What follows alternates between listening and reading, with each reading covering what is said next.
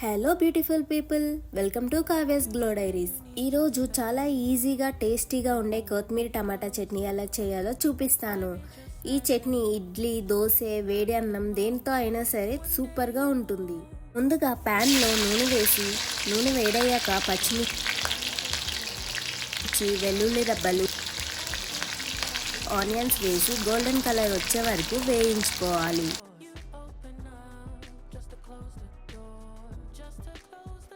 Onions ఈ విధంగా fry అయిన తర్వాత టమాటా ముక్కలను వేసి ఒకసారి బాగా కలుపుకొని టమాటాలను మెత్తబడే వరకు మీడియం ఫ్లేమ్లో ఉడికించుకోవాలి.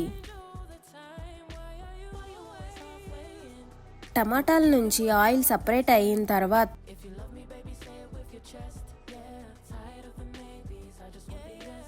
పసుపు, ఉప్పు, కారం వేసి 2 నుంచి 3 నిమిషాల పాటు మీడియం ఫ్లేమ్లో పెట్టుకొని ఉడికించుకోవాలి.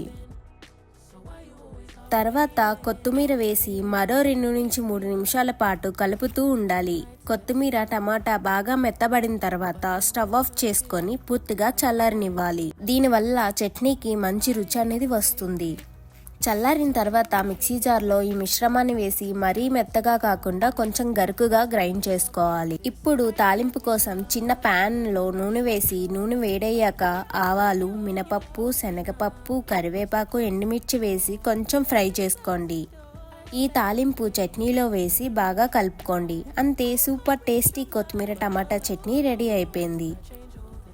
ఈ వీడియో నచ్చితే లైక్ చేయండి, షేర్ చేయండి, అదేవిధంగా కామెంట్లో మీ అభిప్రాయం చెప్పండి. ఇంకా ఇలాంటి సింపుల్ టేస్టీ రెసిపీస్ కోసం మా ఛానల్ని సబ్స్క్రైబ్ చేసుకోండి. Thank you for watching.